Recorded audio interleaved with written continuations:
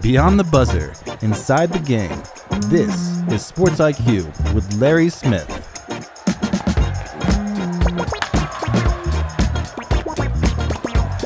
Here we go. Okay, Friday. Friday Sports IQ in 3, 2, 1. And hard to believe we've reached the weekend already. Getting close to March as we keep talking college basketball, and we'll do more of that coming up here in the show. In just a couple of minutes, Steve Rivera joining us talking the Arizona Wildcats. What's wrong with Arizona? Nothing, in my opinion, but we'll get his thoughts. He's been there in a long time down in Tucson, and that's on the way. Also, Lo Yarnall of Yahoo Sports. Love talking to Lo. You'll probably, if we had a top 5 all energy guest, Lo would be probably at least top 3. I mean, she is always fun to talk to, and we always run out of time. And so we'll try to stay on time today when we talk with her. So a great show coming up here as we get into the weekend. Let's start first with a couple of hockey stories that today. Obviously, USA women's hockey getting it done, 2-1 in overtime over Canada. How about Megan Keller, the 3-time Olympian, scoring the game winner, getting that goal that tied the game there at 2 was Hillary Knight. She hit the game tying goal there late in the third. By the way, that goal also setting the U.S. women's career records for Olympic points and goals. Hillary Knight doing that, Megan Keller the game winner, and it is gold for Team USA. Meanwhile, in the men's hockey semifinals today, USA taking on Slovakia, with the winner moving on to the gold medal match, trying to get that first gold medal since the Miracle on Ice at Lake Placid back in 1980. Also on the ice, Alyssa Liu coming through, winning gold. She's the first American woman in figure skating in 24 years. Sarah Hughes, the last to win gold, the 8th American woman overall. And she briefly retired in 2022 at the ripe old age of 16. But now the Oakland native comes back. She's 20 years old, and she is a gold medal winner with the hairstyle that is the buzz all over the world. Go look it up. Okay, NFL. We are one step closer to having a second team in Indiana. Yes, that state unanimously passing a bill on Thursday to create a new Northwest Indiana Stadium Authority to finance, build, and lease a stadium at a site there in Hammond to lure the Chicago Bears across the state line. Look, New Jersey did this years ago with the Giants and then later the Jets. The Chiefs just did it, leaving Missouri for Kansas here coming up in a few years when they move into that new stadium.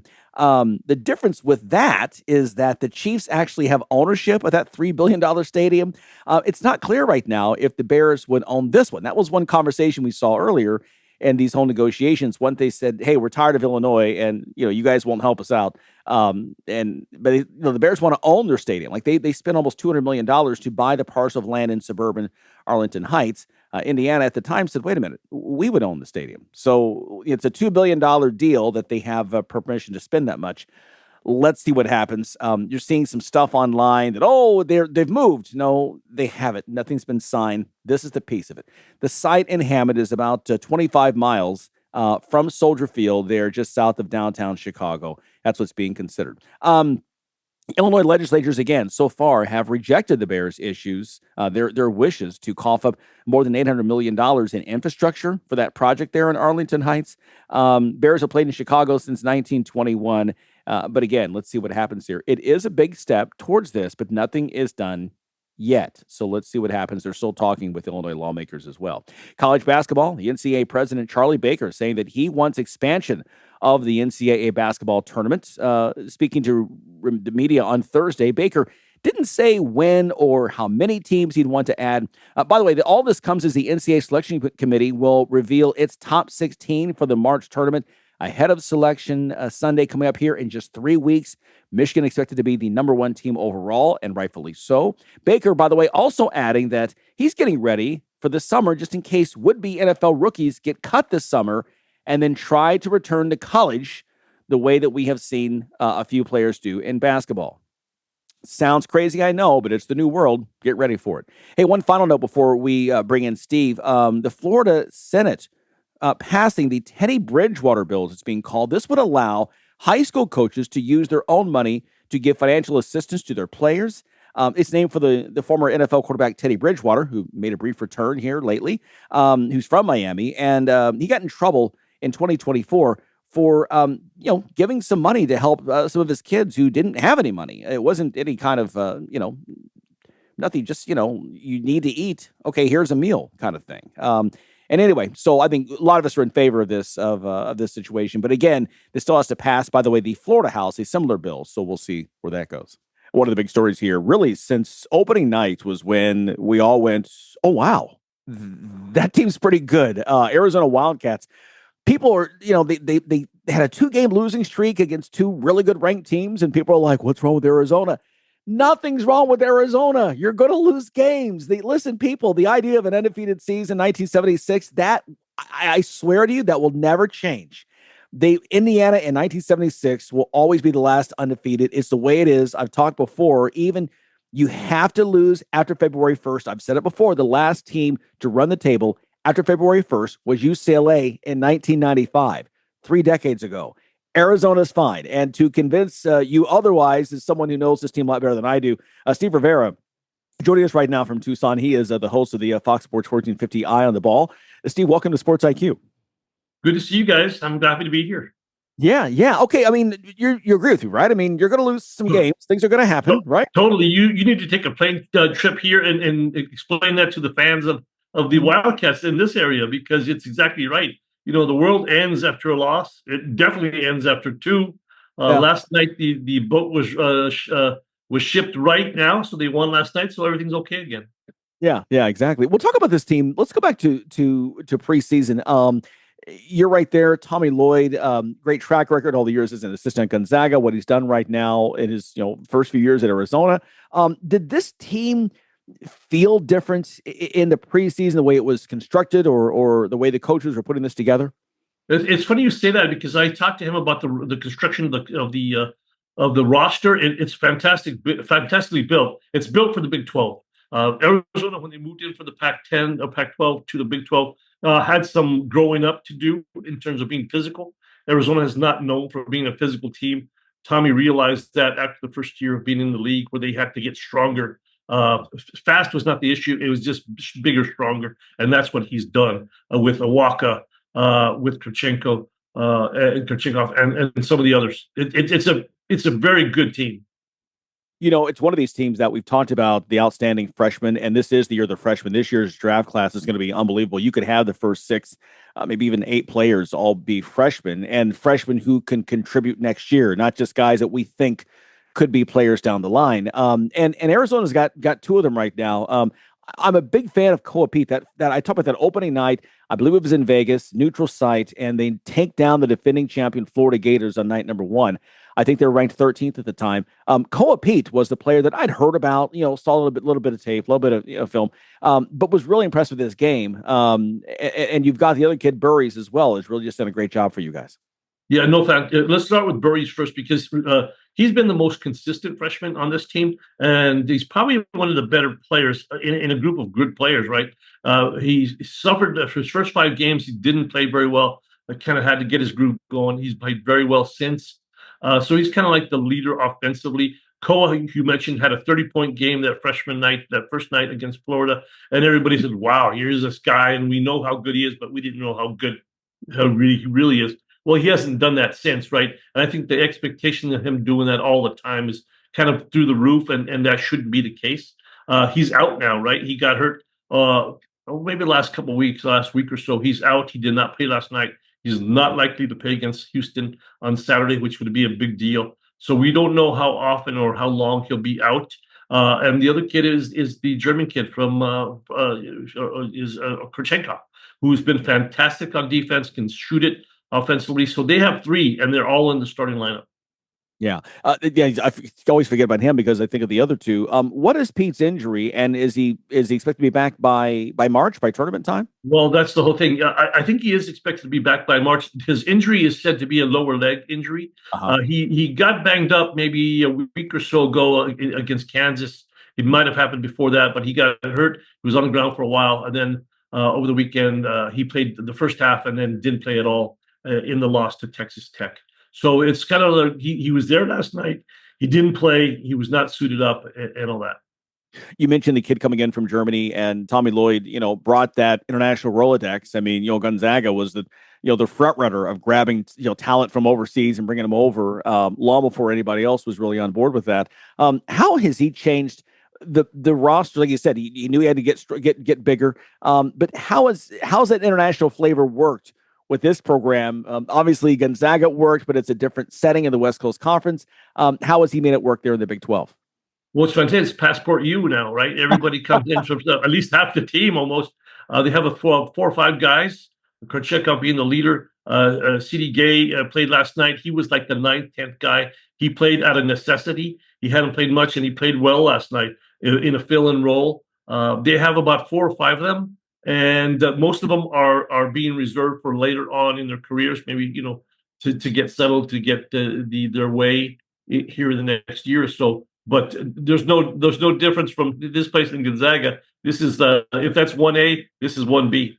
Yeah, absolutely. Tell me this, we're in the era of the transfer portal, and players are moving sometimes every year. They can be happy because everyone wants a bigger bag, right? And so if you can find one, you leave and go get that. Is that the same with international players, or is Tommy Lloyd able to kind of keep, once he recruits guys, kind of keep them around for a few years? Yeah, good question.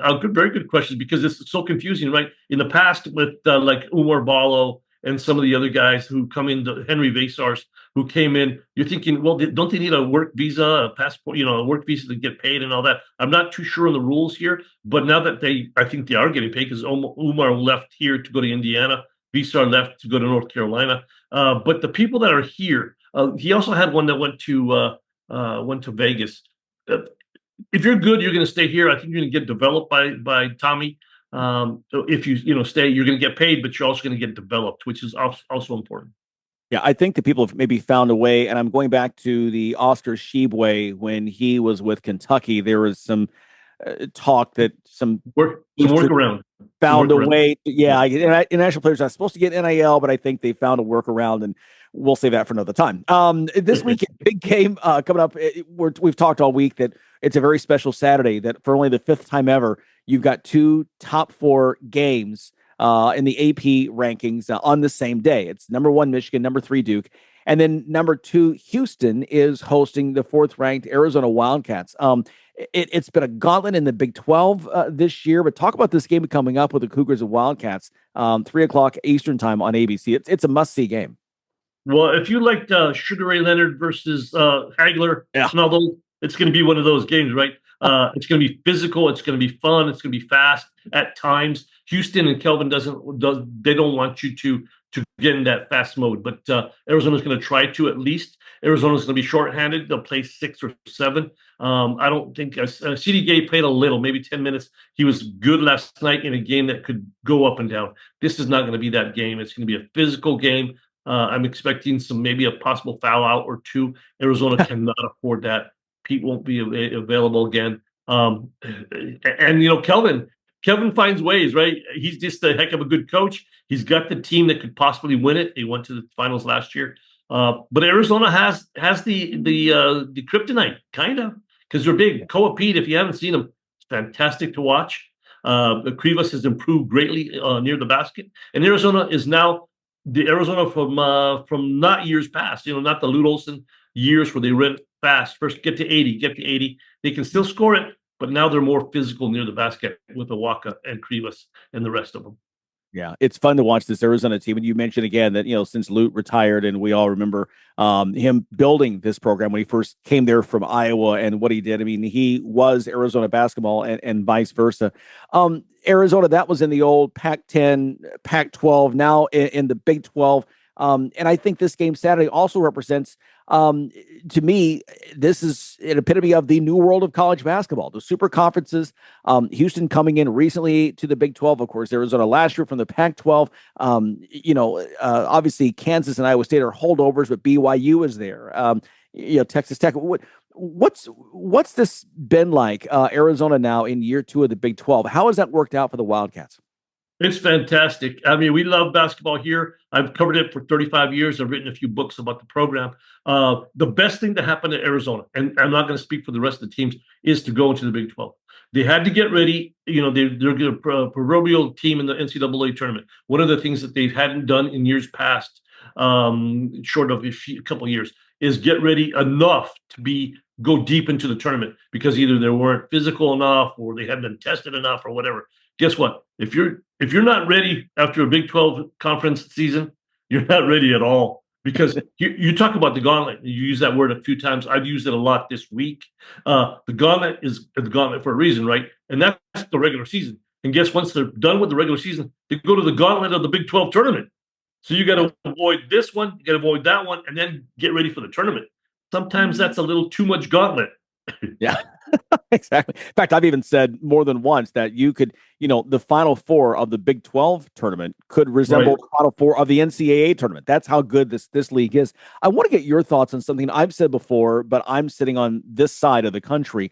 Going back to my days at CNN, we, at any time, remember our management said, listen, even the Sports Late Night, the show that I did quite a bit on CNN, only 15% of our audience was west of the Rockies. And I think that may still be the case.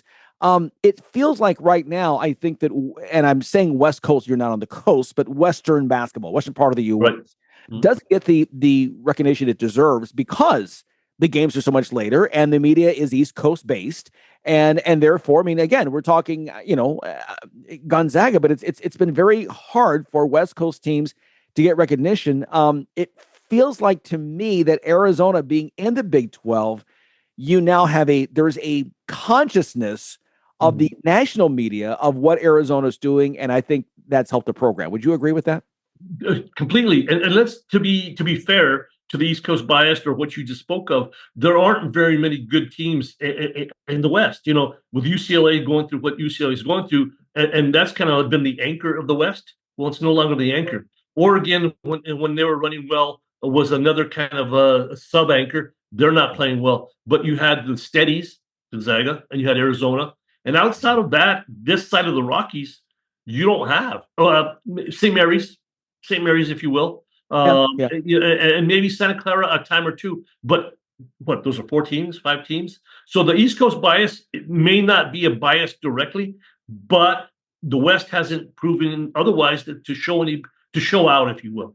Yeah, that's fair. I was thinking Gonzaga, and if I've missed one, I apologize. But I feel like the last Final Four team from the West were those UCLA teams in the 90s under Ben Howland. No, Oregon in 17.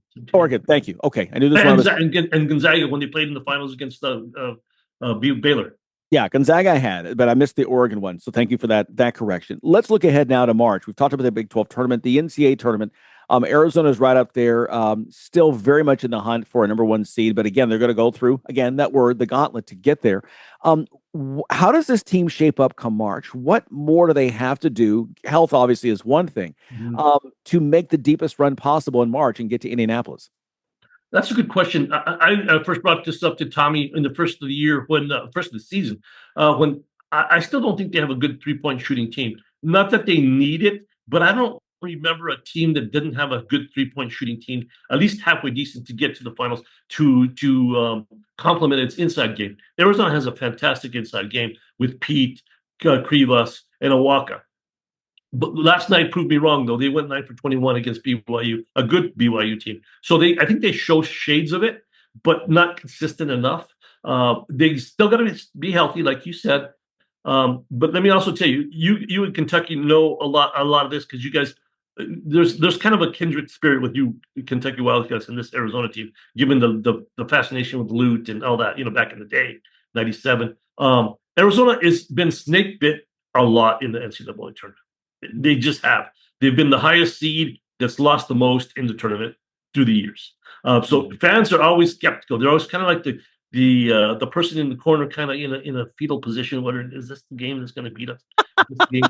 And I'm not joking because every year, I mean, Clemson a couple of years ago, Princeton 3 years ago, they were number 1 against Houston 4 years ago and lost. You know what I'm saying? It's just very skittish. You got to be skittish because you don't know. This team is special. But again, they're not all there right now. 2 guys are missing. Yeah. And I think too I think you'd agree there are legitimately a dozen teams right now that could say are legitimate national championship contenders, Arizona being one of those. Let me get, and by the way, we've talked about Kentucky. I mean, they were booking Final Four hotels after they beat number 1 Purdue in the preseason. And then, of course, they were, reaching for the whiskey bottles when they lost to Georgetown at home in the next exhibition. I'm like, people, it's October. It's a long way. You got to take a deep breath. Right. We have a long way to go here. Want to get your quick thoughts before I let you go. Again, all these teams out there, obviously, we think Michigan right now is just a beast, probably the team to beat as we enter March. Obviously, Arizona is right there. What's another team that you think could be a team that really is primed for a very deep run? Well, I think you hinted to it earlier. The Big 12 is loaded, and maybe I'm a little biased because I see them, but watch out for Iowa State. They played Houston really well earlier this week. They played at home, and we know how important it is to play at home. But Iowa State, if Bill Self can get that team straight, which I don't think he probably can, given the Peterson situation, but Iowa State, Houston, Arizona, I think if Kentucky were to kind of strap it up a little, they could find some way. Arkansas, Alabama, they could shoot threes and go out on a 6-game heater for, whatever. But this year is going to be a lot of fun. And let me say this: you talked about Michigan, very good, one of those shooting teams, but that could dry up in a heartbeat. So I think it's going to be March, as always, is going to be a fantastic ride. If you get on that heater like Arizona did in '97 when they played Kentucky in the finals, it should be fun. Yeah. I was there that year. I'm working on a book of my memoirs of my career, and I sat right in front of Bobby Olson. And you know how the media sits in the old configuration of the domes. Now it's different what they use in the entire dome. Every time she would jump up, she's with her daughter Jody. Every time she would bump up, her knee would bump the back of my head, and she kept apologizing. And finally, I said at a time, I said, "Listen, you've waited a long time to get here. You bump my head as many times as you need to. It's okay." And we kind of became friends until she passed away, which was pretty cool. What a great memory of yours, because Jody is her oldest daughter. In fact, can I tell you a quick story about that? Yeah. To kind of rally with your story. So Arizona wins the title. They're in the dungeon of the RCA building. Yeah. And it's like 2 hours after the fact, and Luke's still doing interviews, and I'm waiting to do another interview with him. And Bobby's maybe 20 yards away, and Luke looks at his watch, and it's like 1 a.m. And he says, "Babe, I'll be right there. I'll be right there." And he says, "Luke, I've been waiting 40 years for this. I can wait a little longer." Yeah. We missed it. We've been in the same place. I was down there when I'm talking to her, and Jody, I believe Greg is her brother. Yes.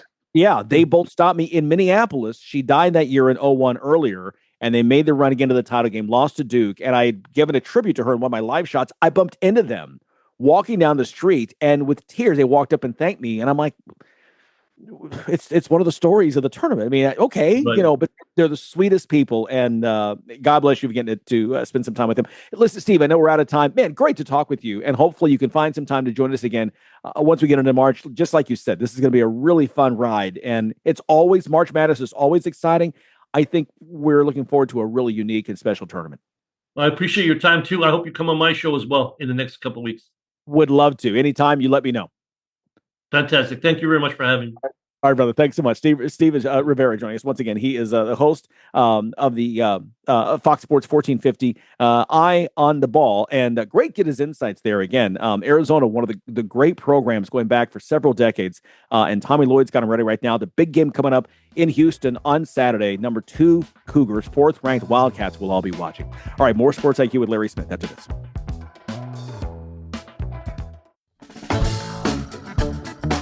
You're listening to Sports IQ with Larry Smith. Some other headlines. Great to talk with Steve there. And speaking of a lot of Pac-10, Pac-12 talk there with Arizona. Another guy very familiar with that conference, Steve Lavin. He was assistant on the 1995 UCLA championship. Took over the Bruins program with the Jim Herrick scandal, led him to an Elite Eight, went on to later coach St. John's. He will no longer be coaching San Diego after this season. Fired on Thursday. Lavin, 11-17 this year, 46-79 overall. They're going to begin their search, but again, Lavin will be there until season's end. One of the good guys in coaching. I've known Steve for almost 30 years now, and I hope he lands somewhere else if he wants to continue coaching. He's a good guy, cares about his players. This weekend, some fantastic games. Man, we're getting close to beginning to get close to the end of the regular season, and it's about almost tournament time. Friday night, number 7 Purdue coming off the loss at home against Michigan a few nights ago. They're at home against Indiana. Saturday, the great games we've been talking about all week. In D.C., it's number 1 Michigan and number 3 Duke. And then in Houston, it's the second-ranked Cougars as we just mentioned a moment ago, hosting 4th-ranked Arizona. 5th-ranked UConn coming off the loss at home there against Creighton. That, again, really will hurt their chances to get a number 1 seed. They took on Villanova. 6th-ranked Iowa State is at 23rd-ranked BYU. Cincy visits 8th-ranked Kansas. Will Darren Peterson play? Will he play part of the game? Will he take himself out of the game? Will he cramp up at halftime? Who knows? One of the great enigmas we're going to talk more about as we get into March. The enigma that is Darren Peterson. Great player when he plays. We'll talk about that. Anyway, Kansas and Cincinnati. In the Big Ten, Nebraska had the upset loss at Iowa this week. They're at home against Penn State, number 9 team in the country, the Huskers, and 10th-ranked Illinois is at UCLA.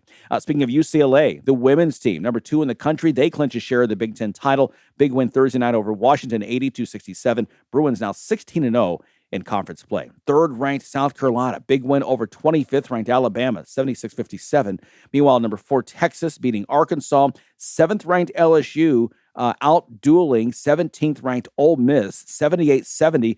For Wiley, 26 points for the Tigers. Meanwhile, McMahon, 25 points for the Rebels. Number 1 UConn not in action until Sunday, when they will play Providence. Hey, the NBA returning to action Thursday after the All-Star break. Kyrie Irving, the news now out of Dallas, he will not play this season for the Mavericks. He's still rehabbing that torn ACL that he suffered last March. The 34-year-old former number 1 overall pick will not be getting a chance to be on the court with rookie phenom Cooper Flagg, it looks like, until fall of this year. 10 games last night as they returned from break. Cavs, Spurs, Raptors, and Celtics all getting victories. Cade Cunningham, 42 points, 13 assists. Pistons over the Knicks, so they pick up right where they left off. Detroit's playing just outstanding ball right now. Kevin Durant, 35 points as the Rockets took down Charlotte. 7 games Friday night, including defending champ Oklahoma City, playing host to Brooklyn. Hey, college football playoffs. It's been leaked now here this week. Some of the details of the Big Ten's proposal. We're going to stay at 12 teams because the Big Ten and the SEC, and they're the 2 drivers of this thing, they couldn't decide on how to expand the college football playoff. The SEC wants 16 teams. The Big Ten says, yeah, we'll do 16, but let's expand it to 24 a few years after that. Well, not a lot of people want 24 teams, but some of the details aren't bad. 24 teams, 1 from the group of 5. The other 23 would go to the Power 4 conferences. No conference championship games, and I'm in the group that agrees with that. It was great when you started. In this new format, it's kind of worthless. It's a game. Yeah, you make a lot of money for it, but does it mean anything big picture? It's another game for a chance for players to get injured, and doesn't really mean anything because in this day and age, especially with the ACC changing their rules for 2026, that you're going to take the highest ranked, highest seeded team, highest ranked team, if you will, in the college football playoff rankings as your champion. That's the one that's going to go. It just doesn't mean anything. So why have the games? But again, you got to replace the revenue. That's the sticking point there.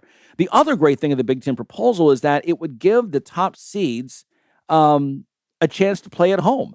Right now, the way it is, the top 4 seeds get byes out of the first round. Well, by the time you get to that second round, they're playing in neutral sites, right, in bowl games. So it'd be great to have a number 1 Indiana or a number 2 Ohio State play at home in those opening games. What a way to reward them for a season well done. That part we do love. Okay, stay with us. We'll talk some women's hoops with Lo Yarnall coming up here on the Sports IQ. You're locked in to Sports IQ with Larry Smith. Women's college game is exciting as ever. Boy, the SEC is loaded, but the question is, can anybody, Bueller, catch UConn? Doesn't seem like it right now. Joining us right now, friend of the show, Lo Yarnall of Yahoo Sports. Always great to have her here. Lo, let's talk first UConn. Unbelievable that you lose a player of the year, a generational type talent like a Paige Beckers, and yet you come back undefeated and blowing by everybody as you go for a repeat.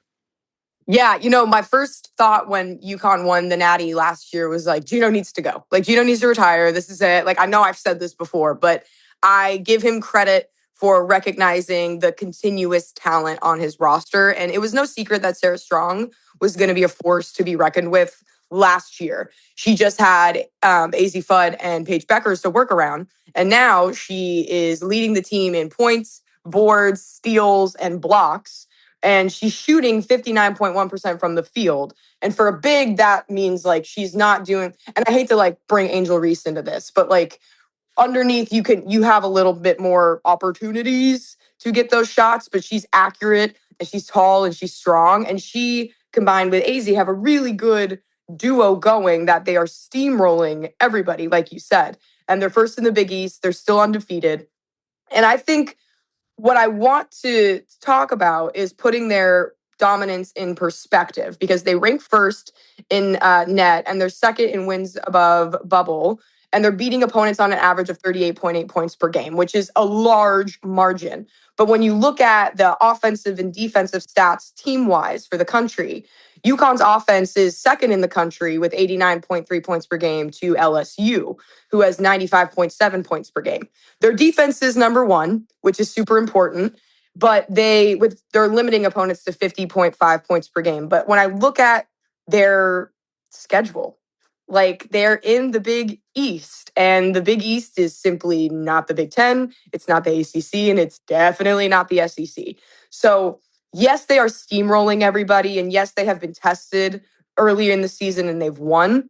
But when I look at LSU being the number one offense in the country right now, and then the strength of LSU's schedule, I think what they're doing is what they should be doing to be able to make a run in March and do possibly 2-peat like they did winning like they did last year. But it's important to remember that during their bulk of the conference season, their quality of competition goes down. So there's a potential for March to roll around and for them to get shocked. It only takes one loss. And the beautiful thing about sports is that anybody's game, regardless of who's favored and who's not. So I'll be really interested to see if, one, everyone can stay healthy, because AZ Fudd has historically battled through injuries. That's why she's here this season. And if they can avoid that sticker shock of facing a high octane offense like someone from the SEC. And you're right. I think that's where the Tennessee game a couple of weeks ago in Hartford was important. But to your point, Tennessee isn't LSU. They're not South Carolina. They're not UCLA, which is a team right now that is steamrolling through the Big Ten, undefeated in conference play. Just one loss on the season. Lauren Betts is a load, but she's got the supporting cast now that you look for the Bruins make a really deep run this year.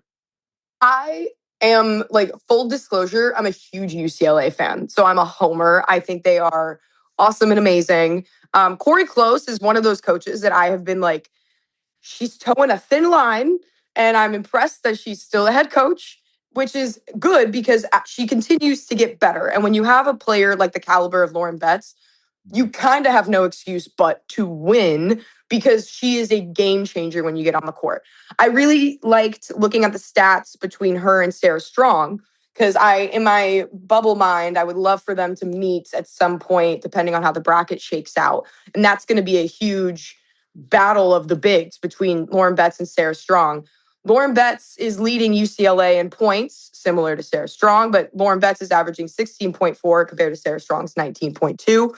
Also leading in boards with 8.4 for Lauren Betts. So she's almost at a double-double. She's closer to a double-double in the boards department than Sarah Strong is, average-wise. Blocks, obviously, you should. If you're the tallest person on the court, you should be leading the team in blocks. But Lauren Betts' field goal percentage is 56.5% compared to Sarah Strong's 59.1%. So you can talk about strength of schedule and the caliber of teams that they're playing going into that. But I like looking at that comp because Lauren Betts has height on Sarah Strong. Lauren Betts should be dominating, and she is in the context of where she is. And UCLA, like you said, they're on that 19-game win streak.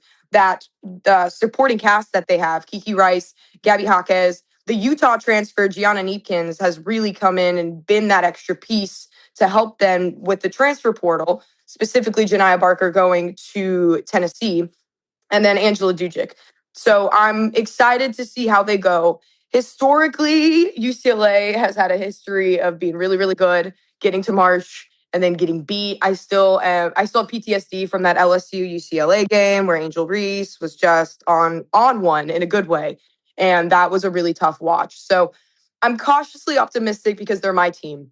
And blind faith usually leads to not good results. So if anything, I'm like, maybe they're not going to do it. Maybe they're not going to do it. And then, like, if I don't pick them in my bracketology, then they will win.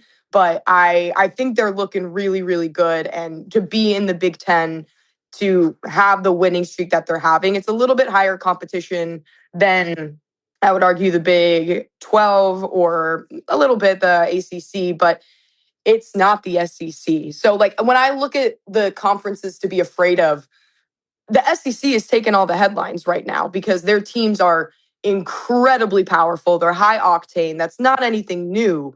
But when you're in these other Power Four conferences or the Big East, you're only as good as your competition, and SEC teams have the benefit of having a really strong strength of schedule and being tested. Iron sharpens iron, and I will see how it pans out. I just need everyone to stay healthy on the Bruins. That's going to be like we're at that weird point of the season where it's like, as long as the pieces stay healthy, because I think about Rory Harmon with Texas last season, like anything can change in any singular game, and it's about making sure that the rotations are correct, we're time managing correctly, and that we're recovering. Because also, as we get later in the season for specifically UCLA, that travel schedule is nasty.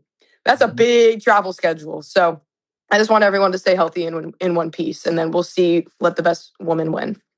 Slowly talking with Lo Yarnall of Yahoo Sports, and you mentioned it, so let's go there next. The SEC, you've got 4 teams ranked in the top 7 right now. We've talked about LSU, South Carolina, Texas. Vanderbilt is there. They get upset over the weekend and fall slightly in the polls. But one thing we've talked about in the college game is that there were, always like 4 or 5 teams always in the mix. That's been doubled now, where you've got several more teams in the mix that have a realistic shot at reaching the Final Four. And again, out of those 4 teams out of the SEC, all 4 of them, let's just say they all reach the semifinals of the SEC tournament. That's a Final Four caliber semifinal round with those 4 teams. Can you pick one team right now as the team, or is it just still, it's too tough to do that?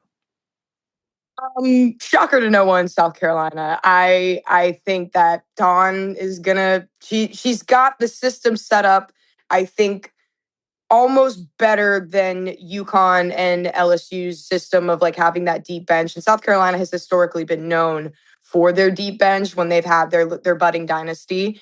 And right now they've got 5 players averaging over 10 points per game, which is huge.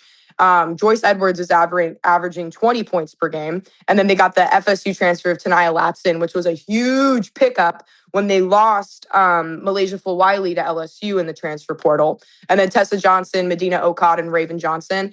And all I can think about is, like, imagine if they had Chloe Kitts. Imagine if Chloe Kitts didn't get injured in the offseason.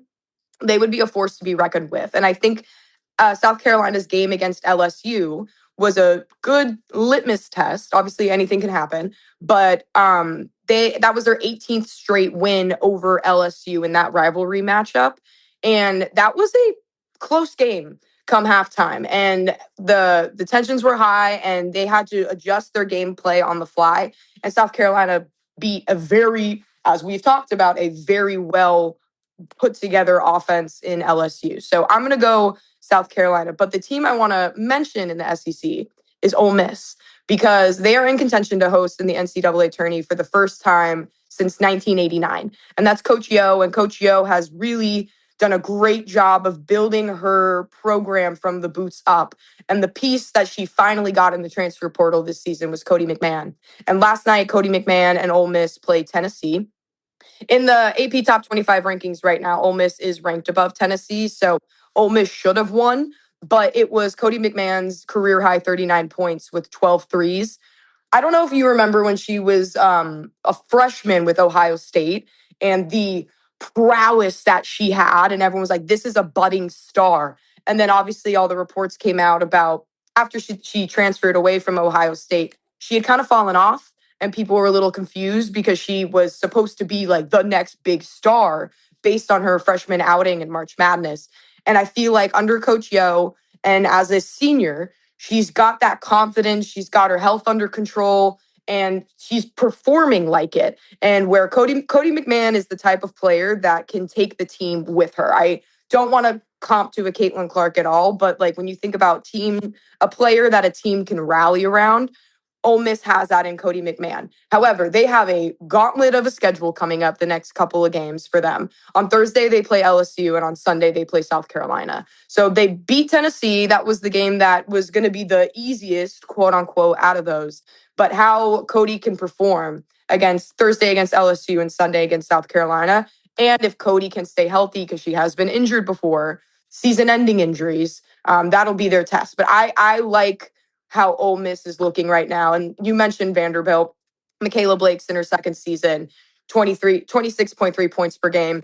And head coach Shea Ralph for Vanderbilt, she's got the winning, her resume is very impressive. She's a former UConn player / a former UConn assistant, and she played in the WNBA. She has won 6 national championships and one of them as a coach. So when you look at Vanderbilt, they have the same, similar to Ole Miss, they have their player in Michaela Blakes, who's leading the country in scoring with that 26.3 points per game.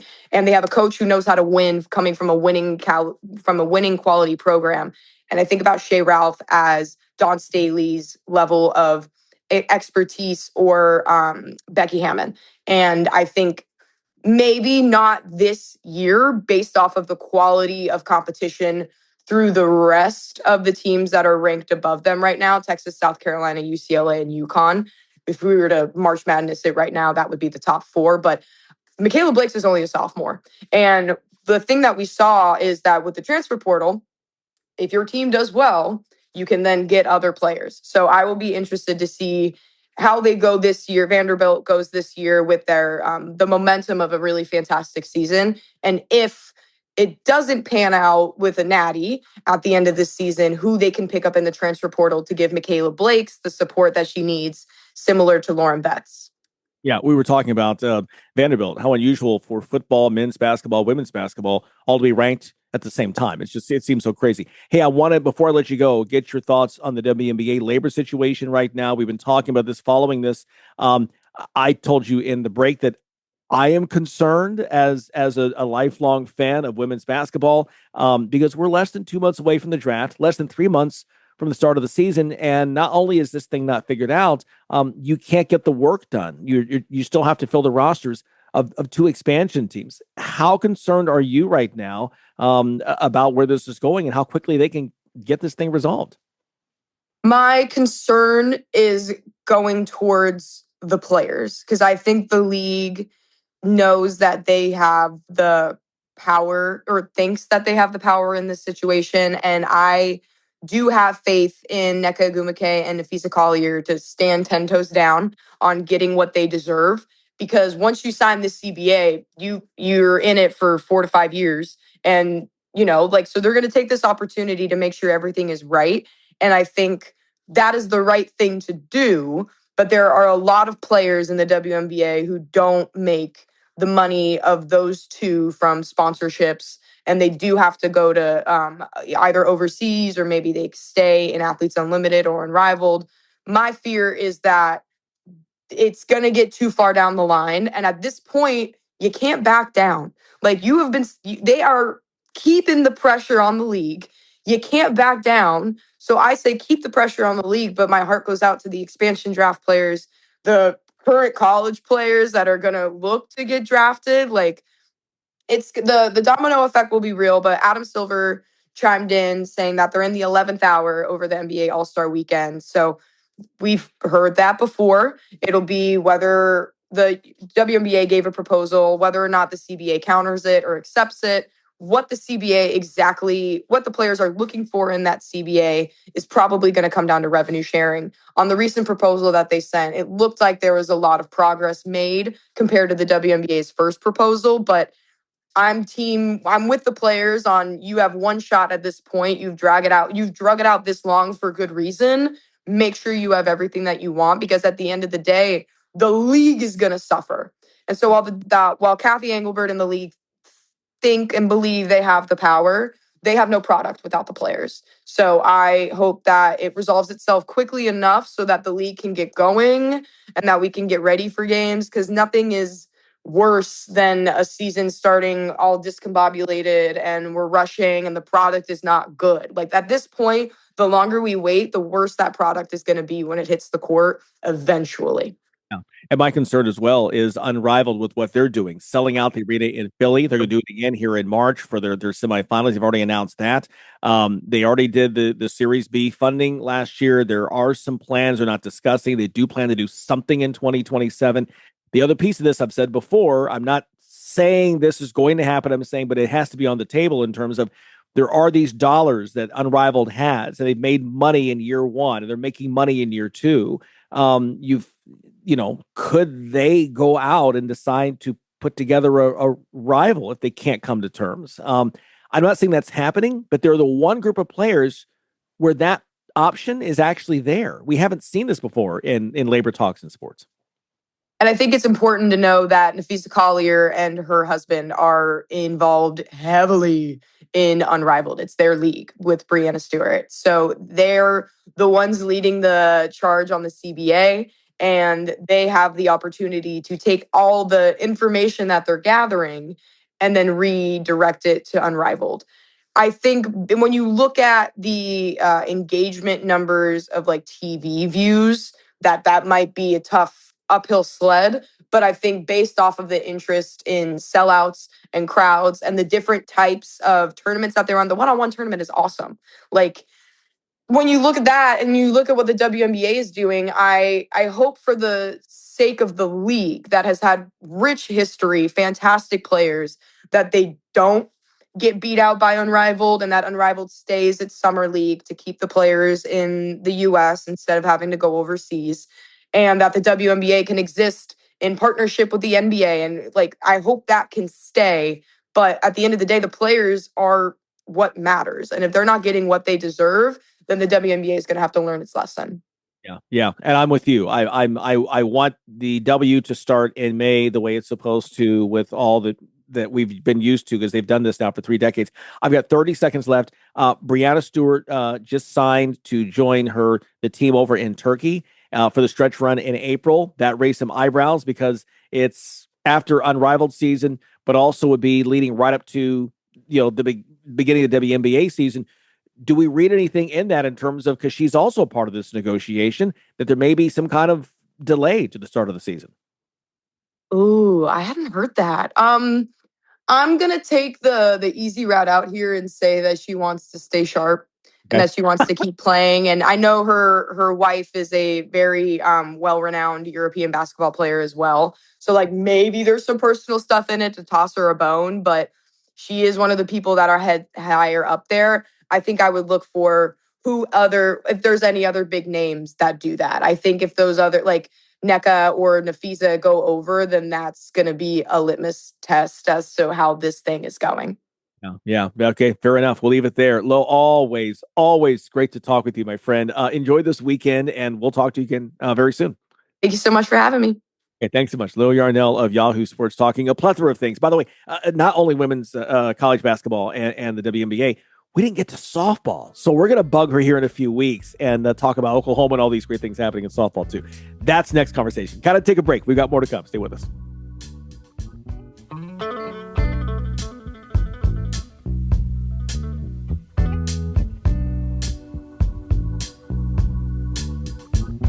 Welcome back here to the show. I told you, energy-wise, it was low. Without saying. By the way, one more thing. Just looked at our crack research staff of me and Tony. This is on me, though. UCLA, out of the West Coast, did reach the Final Four a few years ago under Mick Cronin. So the conversation with Steve Rivera there at the top in terms of the last teams, he mentioned Oregon. UCLA also got there. And of course, Gonzaga's been there a few times as well. Okay, producer Tony, hey, let's get quick thoughts from you on the women's gold medal game, USA over Canada. Again, you know me, I love great theater, and I love what this game, the women's hockey game, has become on the international stage. It was just tremendous. It was great theater throughout because it was tight the whole way. One slip of the puck, one defenseman falling, one bad pass, and suddenly the game gets out of hand. The USA played fabulous. Give Hillary Knight credit. What a fantastic tip in. That's something you'd see in an NHL game, no doubt, the way she tipped that puck in going in. And just overall, the women's game, where it was and where it is now, when it first came on the scene, you could tell it was slower. The pace wasn't the same. The game wasn't the same. It's changed in the 20-something years that we've had gold medal games for women. They played a fantastic brand of hockey last night. Both teams, all throughout this tournament, if you watch the games, you saw really good hockey throughout. Yes, USA and Canada are still the top 2 teams in the world. The world's catching up a little bit. It's taking them some time. It's still going to take them some more time. But the brand of hockey is tremendous. Whether it's men or women, this was very good hockey. Yeah, and I love it because we've talked before, and we fall victim to this as well. We don't spend as much time with hockey as we'd like to. Doesn't mean we don't care about it or don't think it's important. But I love the fact that it's the one time of year, and it's every 4 years. It's the one time that everyone's paying attention to women's hockey. And hopefully we can change that and get more. With the advent now of women's sports, it's oncoming in basketball and soccer. There are women's professional leagues. Hopefully they can get that TV contract to get that their product out there in front of more eyeballs. Great stuff, and a great way to kind of finish up here as we're in the final weekend of the Milan Cortina games. Okay, our moment of awe is up next. Do you know someone with a drug or alcohol problem? Get help right now. Insurance may cover everything. Stop the drug and alcohol nightmare. Are drug and alcohol problems hitting you too close to home? Get help right now. Insurance may cover everything. 877-927-3380. 877-927-3380. That's 877-927-3380. All time now for today's moment of awe. We go back 98 years. This week, 1928, the Olympic gold medal won by Canada as they blitzed Switzerland 13-0 on their home soil. In fact, the great story here is that the legendary Conn Smythe refused to coach the Canadians. There was a rift among the team. There was an issue where some players want to get some relatives on the team. He said, I'm not having that. So without Smythe, they still went on and won gold in dramatic fashion in 1928. Canada getting our moment of awe.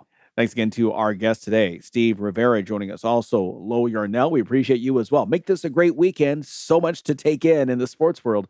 We'll see you Monday on the Sports IQ. Thanks for listening to Sports IQ with Larry Smith, Monday through Friday. Continue the conversation at Sports IQ LS. We'll see you next time.